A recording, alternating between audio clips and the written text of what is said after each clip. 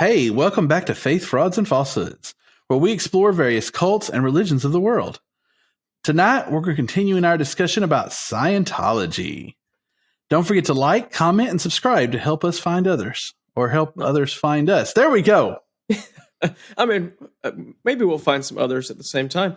But so before we get started, Matt, we got to always remind everybody that things that we talk about, the opinions that we have, aren't necessarily those of our churches and employers, since we both have churches and employers that are church-like. So here we go. Ready? Let's begin. Whew. So what are we talking about?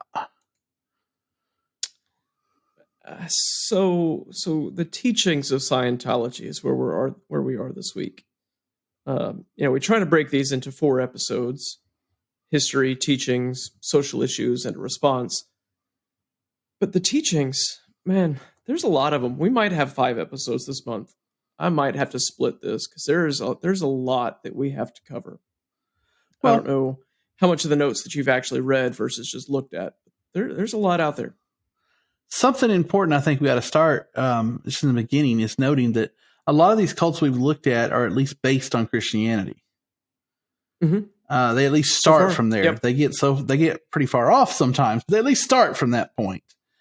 Some of even the more outrageous ones that I thought really weren't based on that, as we studied into it, well, that's where it came from, right? Right.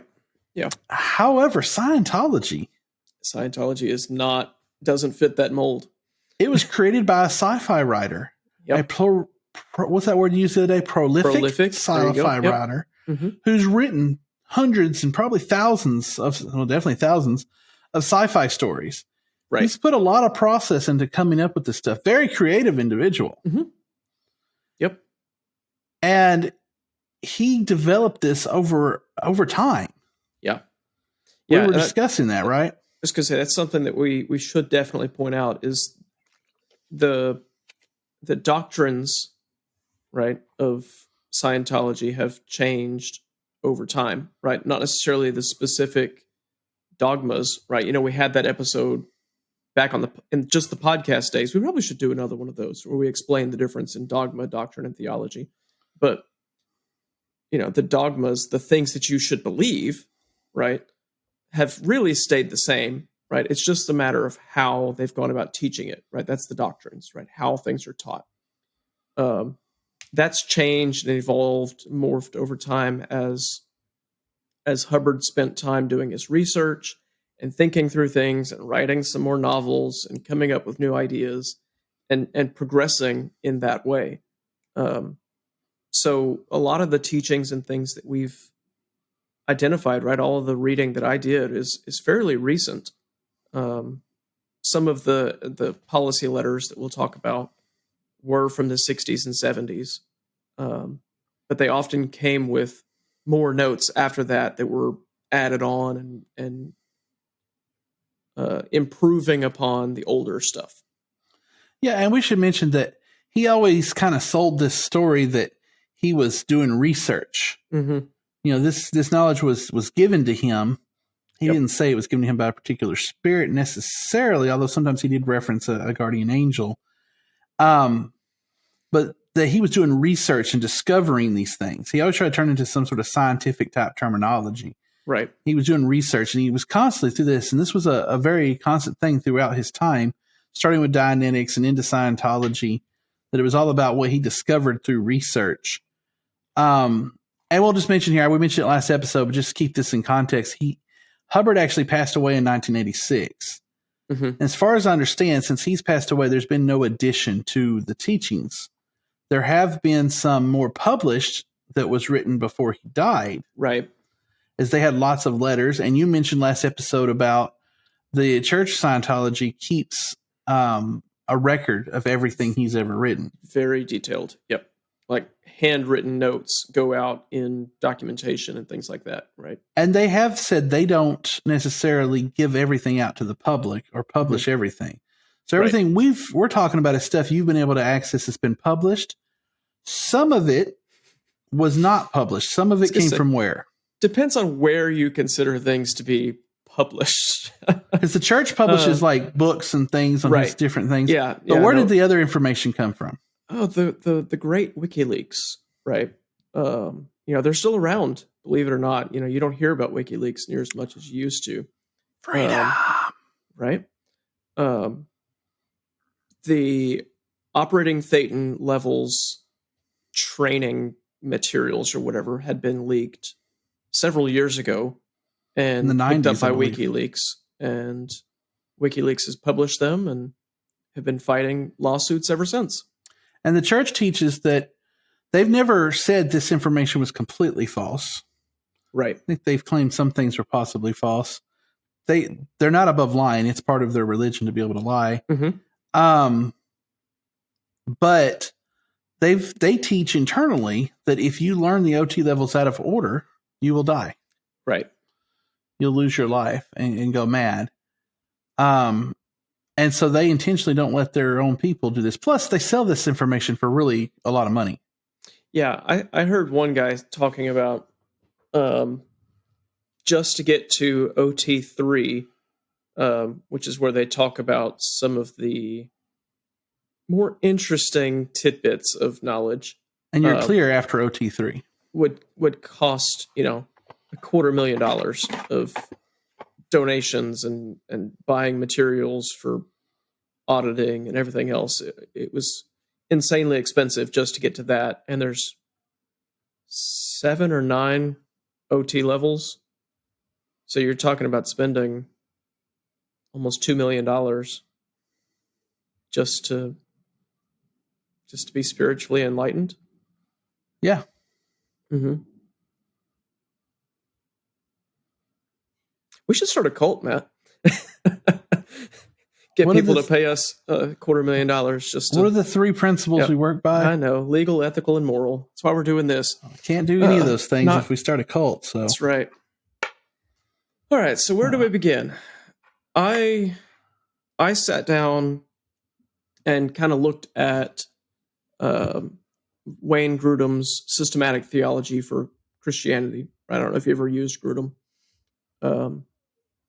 But he kind of follows very particular sections, right? So I kind of tried to copy those into my notes here and then kind of convert them to Scientology. And believe it or not, that doesn't work so well. So I had to kind of get creative and ask the right questions and figure some stuff out. But let's just start with... You're starting a book. Systematic Theology of Scientology by Brian Garrison. Right. Yep. Mm-hmm. I don't think that would go over so well. I think you kind of have to be a practitioner of something before you can write the theology of that something. But the unauthorized edition. The unauthorized edition. Perfect. Love it. So let's start with their writings. Right. Let's lay the foundation. Right. Dianetics is his book that he wrote in early 50s, maybe 1950 itself. We talked a bit about it last week. It covers the reactive mind, the negative engrams, all the negative experiences of life. And, you can clear all of these things and become clear, right? And I've heard some people say this refers to an early Freudian teaching. It's not exactly what Freud taught later, but it's what Freud taught early on. This is definitely not a completely original concept that there are things in your past you need to resolve. Right. Yeah. Which, I said it early when we started talking about this. I was like, a lot of this looks like psychology, because it is, as much as they hate psychology and psychiatry, which we'll talk about in the social episode. When he started Dianetics, he intended it to be an additional for psychology. This was more study, and he went to psychologists, and he wanted to be part of this. Mm-hmm. He wanted to be Freud. Yeah, and they rejected him, and that started the hatred of psychology and psychologists. Right. Yep. So it's a lot of let's dig through your mind, let's process these kinds of things, and work them out. Right, which is is something that we should all be doing, right? We should all be looking back and saying, how did such and such in my life affect me? That's a natural thing, right? We should do that. A couple millennials telling you should go to therapy. Boy, that's been done before. I know, right? I should go to therapy for sure. But this introduced the idea of engrams, right? I know I said that word, but didn't really give a definition. This is one of those things that we're going to have lots and lots of definitions, I'm sure. Well, let's mention that that's part of their thing is they have a lot of the teachings of Scientology includes a book of definitions. It does. Yep. And one central thing is to always understand every single word. Half Price Books had the dictionary, but I like on their website, and it showed that it was at the flagship store, and I could not find it. I spent my entire lunch break over there one day looking for it and searching for it and asking around, and they just couldn't find it. I'm pretty sure that was because you didn't call me. I work right by the flagship store. I could have come and helped you look for this book. Right. We still wouldn't have found it, but nope. No, if the employees couldn't find it, there was no hope for it. It had most likely been picked up by somebody else and just hadn't been checked out by the time that I looked for it or whatever. Or it was sitting on the clearance rack. Secret Scientology cabal. Or some Scientologist had found it and said, we don't want this public, and snatched it up. But the engram, right, is a negative experience that latches onto the reactive mind and produces negative experiences further, right, in lifestyle, in behavior, in health, all the way down the line. So they give any sort of example of such a thing? They did in the OT docs that I don't want to get to yet, because a lot of them were about the early incidents of thetans, but we haven't talked about thetans yet. But he came with engrams first before he came up with thetans. Right. But an idea of this would be things like my car accident, right, that I had in 2006, right? It still affects me mentally, right, and emotionally, even today, nearly 20 years later. I know, it's crazy to think that 2006 was almost 20 years ago. Sorry, it wasn't my car accident, so what stuck me with that story was 20 years. Yeah, I was listening to something the other day, and they were talking about the cults from the 60s and how that was 60 years ago. That was the same face that I made. Yeah. I mean, neither of us were alive in the 60s, but we don't think of the 60s as being 60 years ago. Right. Our parents were both born in the 60s, probably. Yep. But so this carries with you, and it affects you, right? It affects your emotional being, your well-being, your spiritual well-being, and all of that. And it just stacks on top of itself, right? So this one event caused other things to happen, which stacked on top of it, and it's just built up this mass of negative energy in your life, in your mind. So with Dianetics, they came up with a system for you to work through these things. Right. They kind of talk this through with you, and you work out these things, and you make yourself not reacting to those things anymore. Right. So, and it works backwards, right?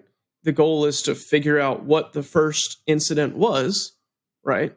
And then find all the things that connected to it and roll them back, clear them all the way back till you get to the first one. And once the first one's clear, then that whole stack is cleared. Isn't this very similar to how therapy works in general? Yep. So this is why people buy Dianetics, the book. They read the book. Right. If they understand it. It's a little convoluted in my opinion, but it's a little above my head. Yep. But I've seen testimonials from people who are just like, this has changed my life. Mm-hmm.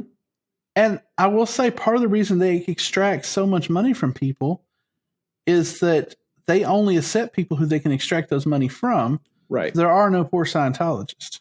Yep. It's not that. Now they use that as an excuse that, oh, Scientology must make you rich then. And they don't mind that perception. Yeah. But the truth is they don't allow anybody who's not or who doesn't have the potential to be, then they get pushed out pretty quickly. Yep. So my point is, like a lot of these cults we've studied, some of this kind of works. Mm-hmm. I'm not saying go join Scientology. If you learn more of this, you'll see why not to. No. But some of this, it's based on something that sort of works. Mm-hmm. I don't know that's a basis for religion, but having, what's the hurts, hang-ups, and habits? It's a hang-up. Right. It's based on clearing your hang-ups, It's even similar to what Manson taught, man. You got to let go of your ego, man. Yep. You got to let go of it. Let go of it, man. Yep. It's similar to what Eastern religions teach. You got to let those things go. Mm-hmm. In Christianity, we give it to God. Give it to God. You know? I've gone on my rant about that before, so I won't repeat that one. But I think it's based on stuff that works. Mm-hmm. Yep. And that's the reason that it's stayed at least somewhat successful, right? Because if it makes a difference for somebody, especially in our American fast food religion world, right? If I can go and get through one thing, right, in a single session, it makes me feel good. And so I want to keep going back, right? I can do that with a smoke machine and a good baseline. Just saying. Go for it. So that's Dianetics, right? It's their foundational stuff. It's what they're building everything around. And then you have the HCO policy letters, right? The Hubbard Communications Offices. The man loves some names for stuff. He does. He was a bureaucracy man. Everything's about bureaucracy in this religion. They're split up like crazy. Mm-hmm. He founded offices and headquarters and things all over the country and eventually all over the world. And at one time on a boat, apparently, we learned last week. So, that was a huge part of the organization where they traveled on the boat. Yep. Yes, this man loves some bureaucracy, and this is all about bureaucracy for bureaucracy's sake. Right. Yep. So these were letters written by Hubbard, right? And they were directed to the church,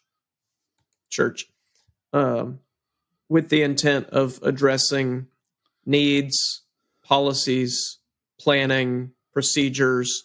What do you need to do next, et cetera, right? This was him doing his research and communicating back. Right. He often... So anything that hadn't gone into Dianetics likely wound up into a HCO policy letter. Because as we learned, Dianetics was originally Dianetics. Mm-hmm. And then Dianetics went bankrupt. He lost the rights to Dianetics, and he started the Church of Scientology. And this is where he started adding things. Right. Onto that. Dianetics was controlled by a board and et cetera. Hubbard pretty much controlled Scientology for a while. He later gave some other people control, but everything filtered from him. Whether he was on a boat, whether he was in his mansion, whether he was on a horse farm in California, he kept writing these letters. And this is where the Commodore's Messenger organization came from. Mm-hmm. They would relay this information. Yep. So, and then we have the OT levels training documentation. Well, what did we learn? We went over what Dianetics was. Do we need to go over what's in the letters, or are we getting to that later? A lot of that will fall into some of the other things, right? Okay. Again, I mean, it's a lot of policy and procedure. Like, hey, I sent out this letter last week. It needs to make sure that it goes into such and such document, such and such folder. And he wrote a lot of stuff on typewriters, but he also hand wrote stuff, because you showed me some handwritten stuff. He hand wrote a lot of stuff, which I find interesting. Most likely while he was sitting at his desk working on something else, and something came to him and he scribbled it down, because it looks very scribbled down, not well thought out and well written. Okay, lots of misspelled stuff scratched out and written under it. Misspelled words. I know. Who would have thought? Okay. So yeah, I mean, we could get into the policy letters, but they're all so procedural that it's really unimportant. But the whole bureaucracy ran on those, because bureaucracy runs on that. Yep. That's where they refer back. Well, we have a policy letter on this.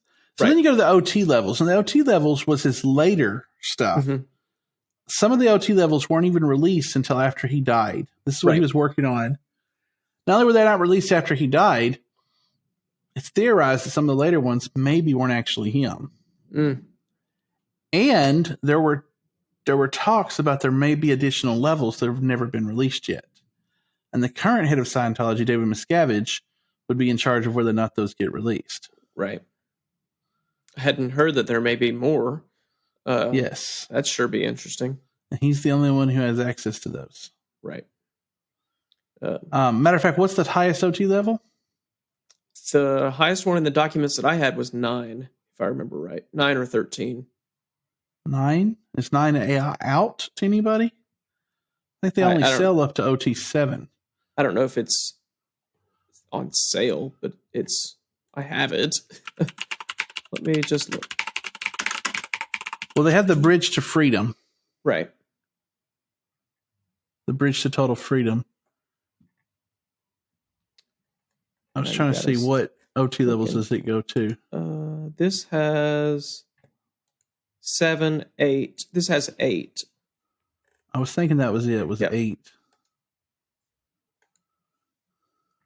And then there's some additional rundowns into 9, 10, and 11.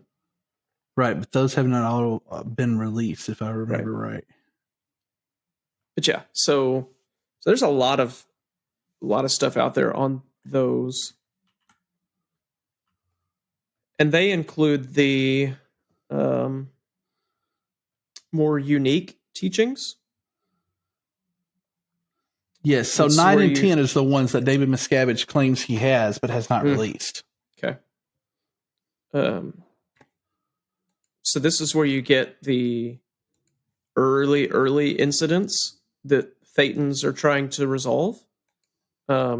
Which I guess before we get into those, we should probably explain what Thetans are and the cosmology of Scientology. Yes, because Thetans were not in Dianetics. Right. Yep. This is an added or expanded teaching, right?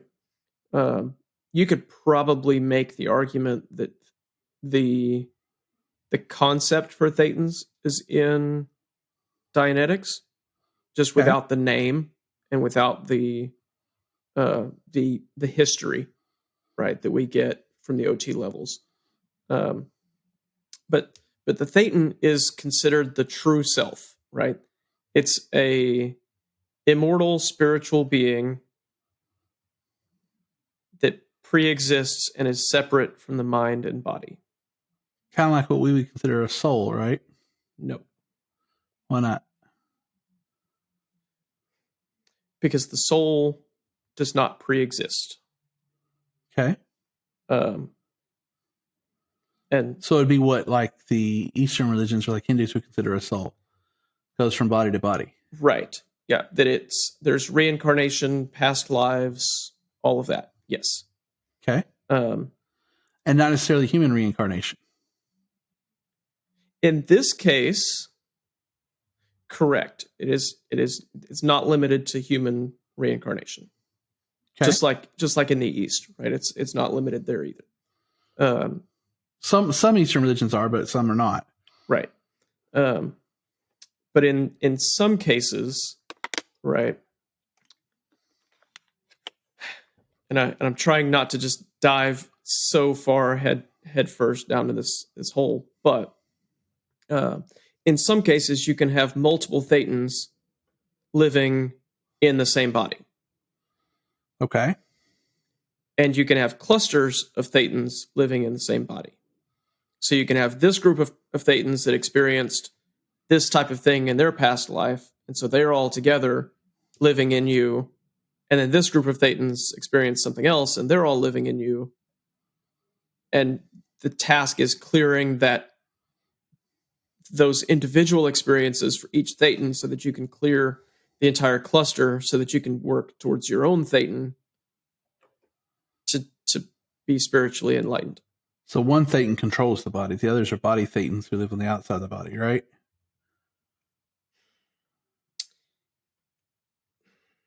Sort of.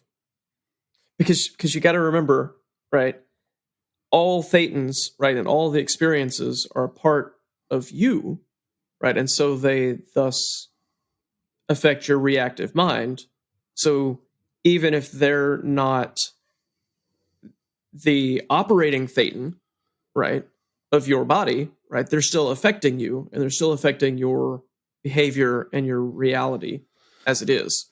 So because of the reactive mind. What I've heard from some sort of former Scientologists is, they were taught that they have this reactive mind and they have these things, these hang-ups and stuff. But then after a while, they kind of run out of those things to talk about. But they got to keep coming back for auditing because that costs money. Right.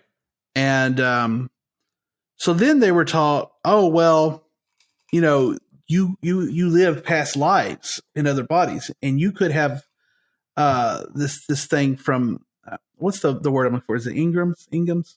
Ingrams. You could have Ingrams from past lives. Right. And so then once they had that, then they could kind of just make up stuff in their head.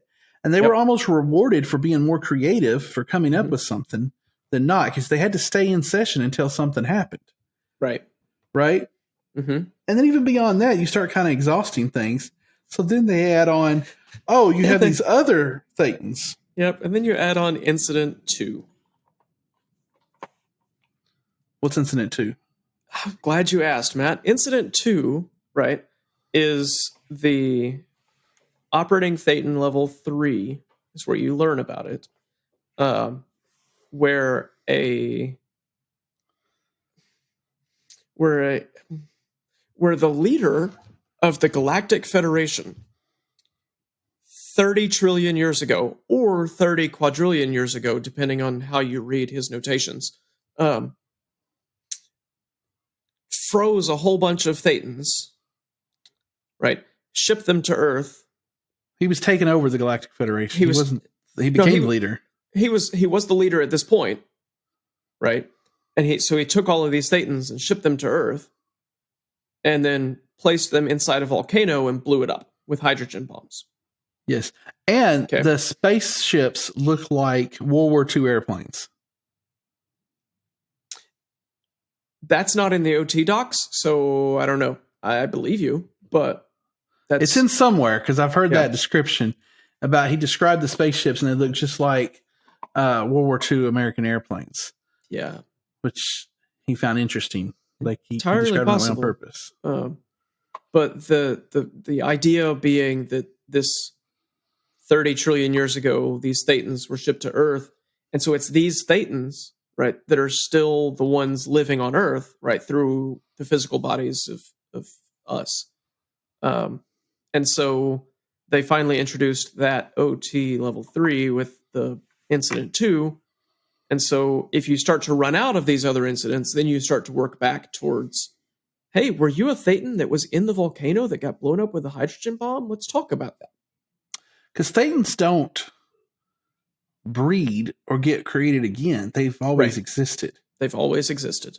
So you pretty much would have been one of those thetans at some point, right? If you worked far enough back. Well, but see, there were some thetans that didn't go to the volcano. There were some that landed in Hawaii, and there were some that landed in Spain. I don't remember the exact city. And then some in Australia, right? Then there were others that got put into the volcano and blown up. So you could be one of those that didn't go to the volcano. Okay. But you were still frozen and still shipped here. So that's still an Ingram, just not the one that... Right, that's going to be traumatic. Yep. Uh-huh. It's funny, when he came with this whole past lives thing, he was on the Sea Org at the time, and he gathered a group of the Sea Org members, and he had them go around to different spots around the world where he claimed he had memories of burying treasure back when he was an assistant to Napoleon. Right. And different things like that. And I mentioned that in this time because he's always used these teachings to benefit himself. Oh, yeah. It was Las Palmas in the Canary Islands. So Canary Islands is owned by Spain, but still. Okay. Yeah. I think it's ironic they didn't go to the volcano, but they went to Hawaii, which is a volcano. Yep. So they were frozen and just came out, but they didn't get blown up. Right. So although they got blown up, thetans can't be killed. So they didn't die in this nuclear explosion. Right. Yep. It was just But they're trapped here on Earth, right? Mm-hmm. And how do they get untrapped? Can they be untrapped? I never reached a point in the docs that explains how do you be untrapped, right? other than clearing off these engrams and allowing the thetan to leave you, right? The body thetans that land on you, that are stuck to you, they can, he had a word for it.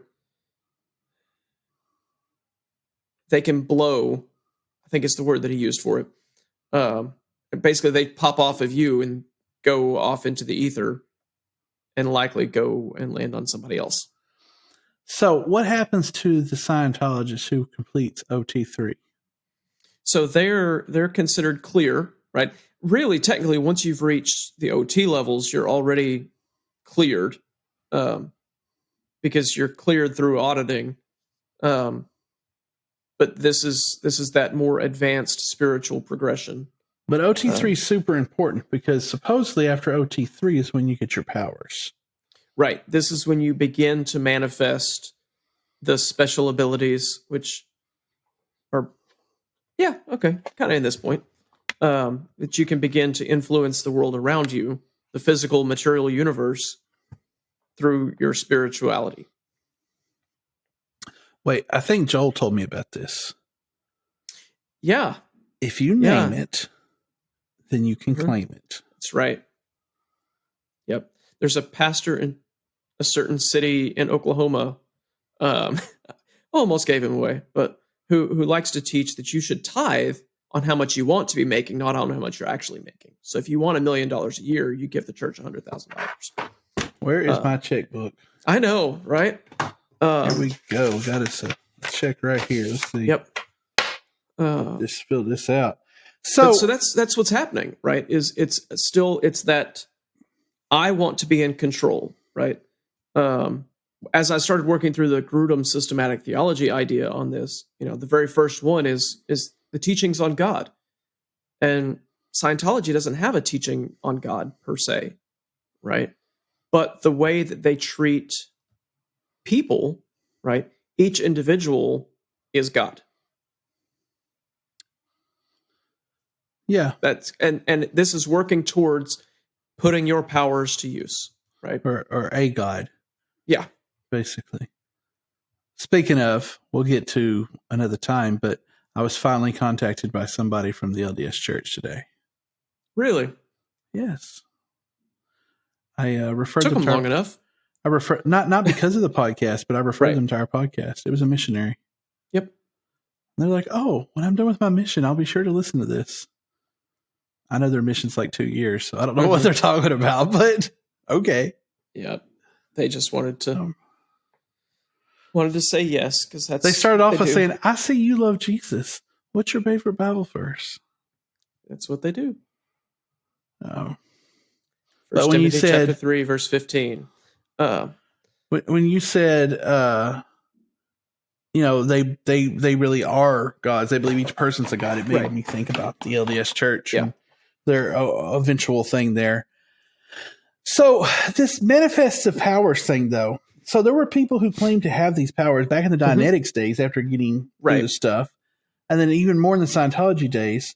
And there are people who have professed to have some influence on things. One of the people that really said this worked for him was David Miscavige's dad, Ron, and he brought his whole family into it. He says that the church taught him skills to heal himself and to heal his son of asthma, but that eventually went away. But he really felt like it was something that helped him, and I think like a lot of things, it's a perception thing. When we studied Jim Jones, we talked about how he would help people physically by going and helping them with the underprivileged, the minorities in his town, and help them with stuff. And so they kind of became loyal. But then he would do these physical healings that were always fake. But he already had people loyal to him. So he'd had people who would help him to fake these things. Yep. It's this thing. Humans will believe what other humans attest to. Right. Yep. And even if some are skeptic, okay, some are, but there's always going to be some who are going to believe. All it takes is the few who do believe, and you can build anything you want. What are you always telling me? There's like 8 billion people in the world or something? 8 billion people in the world. Somebody's got to buy our crap. So right, 1/100th% is still 80,000 people. Yeah. I mean, or is that 1/10 of 1%. Anyway,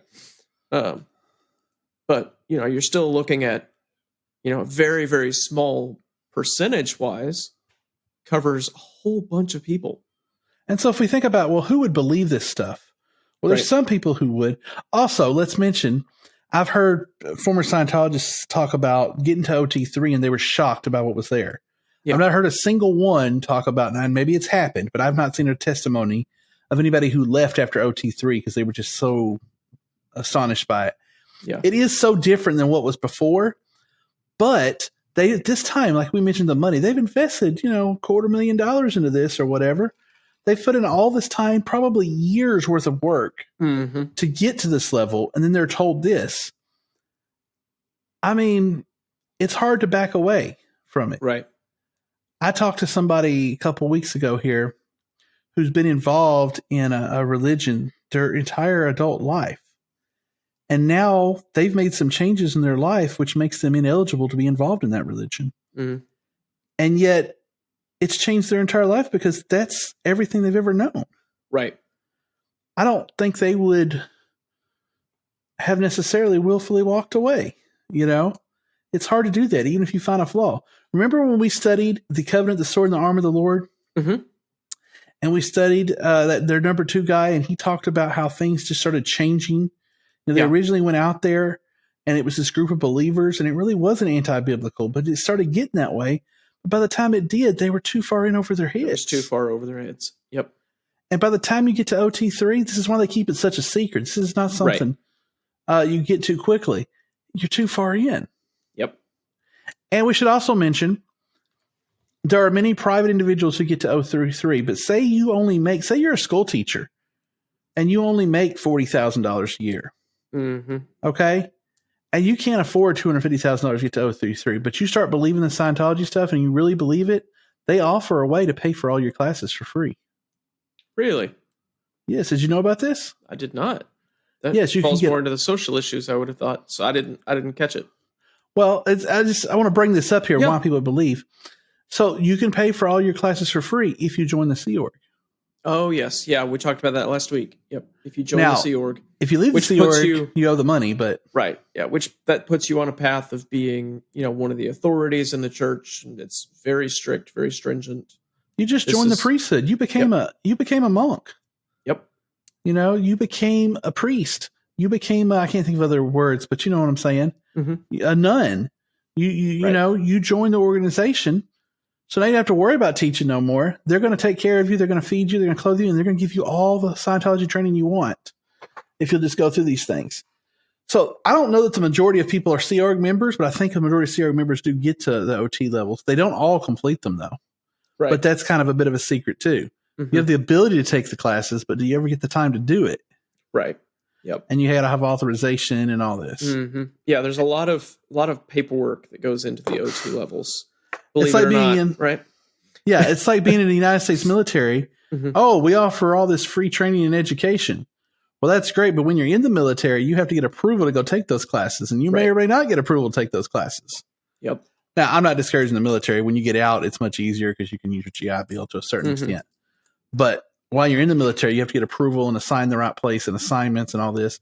Same thing in Scientology. Yep. Well, let's talk auditing and training. Yes. Since we're kind of on that, right? And then perhaps we can take a short little break and just keep going, or split it into 2 episodes from there. We'll see. So auditing is really the central practice of Scientology, right? It is the thing that makes Scientology what it is, right? The most common thing you do. Yep. Like the Christian church, the central thing is the Eucharist, right? It's the thing that we do, right? But for them, it's auditing. And it's one-on-one, maybe solo. There's some solo auditing instructions in the OT docs. But again, there's a lot of paperwork that goes into solo auditing. But it's intended to help you as the individual to break free of your engrams, right? To let them go. all the way back to that first event, right? Like we talked about. And you mentioned about one-on-one and solo. At some point in the path, you end up needing to become an auditor as well. Right. Yep. Yeah. After OT4, I think you can become an auditor. Up to like OT2, you can't do OT3. It's that bureaucracy of you can do so much after a certain level. But famously, Tom Cruise audited a 13-year-old boy who's now the head of communications and public relations for Scientology. I don't keep up with Tom Cruise, so I didn't know that. Yes. He is the number 2 in Scientology. According to him? According to Scientology. Oh. According to the number 1. No, he's honest to goodness, the number 2. Wow. I mean, assuming L. Ron Hubbard's dead, right? Right. Then David Miscavige is number 1, and according to David Miscavige, he is number 2. Feel for him. So auditing is done using an e-meter. You know what an e-meter is, Matt? Yes. So Dianetics didn't have e-meters, but Scientology does. The e-meter is very similar to a lie detector in that it measures resistance in the body. Sort of. Supposedly. It is less complicated than a lie detector. Lie detector measures at several different things, and it measures resistance, humidity, and a couple different things, right? The e-meter doesn't measure all that. I'd love to get my hands on one, but they're pretty expensive on eBay. And often Church of Scientology either buys them or takes the auctions down. They do sell them to members, but it's considered a huge thing if that e-meter gets out. There are people that they call squirrels who run Scientology spinoffs, not authorized by the official Church of Scientology, who have e-meters. I think we could build one. I don't think the technology is all that hard. I know we could build one because everything that I've seen, a lot of it is just fake. That it's just kind of random the way that it works. I don't know that it's 100% fake and 100% random. I don't think it's at all what they say it is. Right. Yeah. But after listening to people who have done the auditing, especially the ones who have done like security checks and things, forced auditing, they have to have a floating needle. And some people have learned how to make their minds produce a floating needle. And I think it's because the thing is not fake. The thing is measuring like a lie detector is. And there are people who can pass lie detectors. And just like that with the e-meters, there are people who can manipulate it. And I think you eventually learn to do it just with repetition and practice because they make you audit so often. Right. You have to have a floating needle. So the e-meter measures whether you're lying or not, or whether you're telling the truth about something, basically, or whether you're hiding something, supposedly. Right. It's also very up to interpretation. There's not a strict way to interpret an e-meter. The only strict interpretation, so floating just means the needle's somewhere around and not moving much. Right. The only strict interpretation is called a rock slammer. And I almost guarantee if I got on an e-meter, I'd be a rock slammer. Just because of my personality. Right. A rock slammer is somebody who's considered an SP, suppressive person. Yep. And which we'll talk about. Ineligible to be in Scientology at all. Yep. Is condemned, basically. But if you get on and you do an auditing session and the needle goes pop, pop, pop, that's a rock slammer. It slams both sides back and forth. Not constantly, but does that. That's considered a rock slam. And if your auditor catches such a thing, you can be immediately declared an SP for that. So when it's such a variable thing to see some little thing like that be able to declare somebody, seems like, what? Right. Then they could claim, was there something wrong with the meter? Was something wrong with the cans, etc.? It originally used Campbell's soup cans. We didn't even describe what it was. It's an electronic device with a little meter and 2 soup cans that you grab. They've gotten a little fancier and they make their own soup cans now, but they originally were seriously Campbell's soup cans with the labels removed. Wow. But I think that I would probably be a rock slammer. Yeah, I probably would too. I would definitely fall into the category of suppressive person. Oh, I think you would naturally be able to manipulate the e-meter, but I think I can manipulate you into rock slamming. Just bring up certain subjects and get you talking. Right? Like maybe Scientology. Like Scientology. Yeah. My goodness.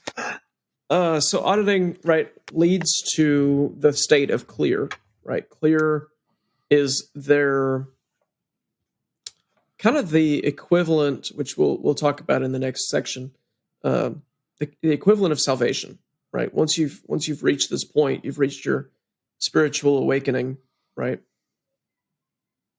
You're clear means that you are free from irrational fear, anxiety, and even illnesses which are caused by the reactive mind. Clears may also present enhanced abilities, memory, and personal awareness. They don't guarantee everybody is. Right. Yeah. It's nothing as a guarantee. It's always may or might or can or has the potential to, always leaves it at, if you do more, it might do better. Right. And I'm sure we're going to get into their levels later on. Mm-hmm. And, even after clear, your levels can change. Right. And so you might have to kind of redo some of the work. It's not uncommon to have to go back a lesson or two and take more lessons in Scientology. Yep. Yeah, because you must have missed something. Yes. Yep. Yes. Yep. That happens a lot.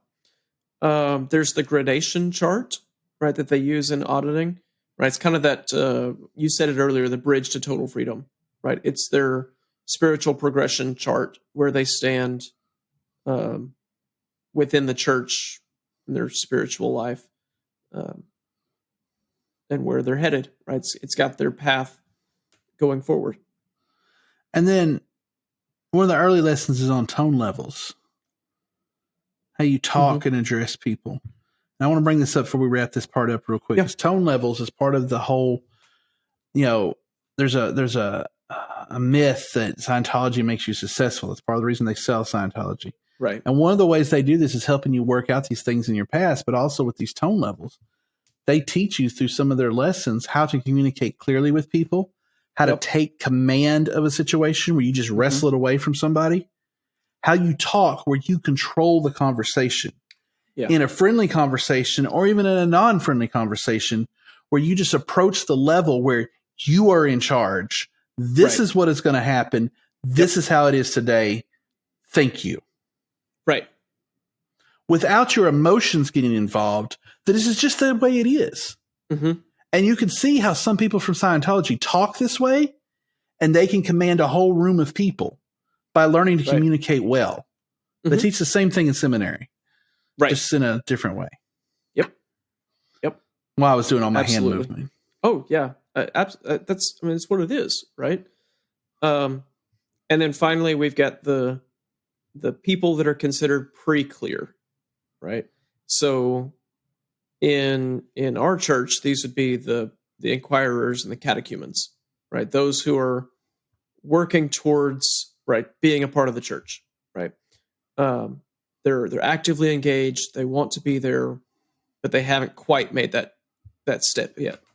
Or in this case, they're the ones who are actively auditing and paying for it, but just haven't quite got that floating needle figured out yet. But they're trying. So those would be the pre-clears. Right. Matt, do you have anything to say before we take a break? No, let's take a break and we'll come back. It'll either be extended episode or episode number 2. Sounds good.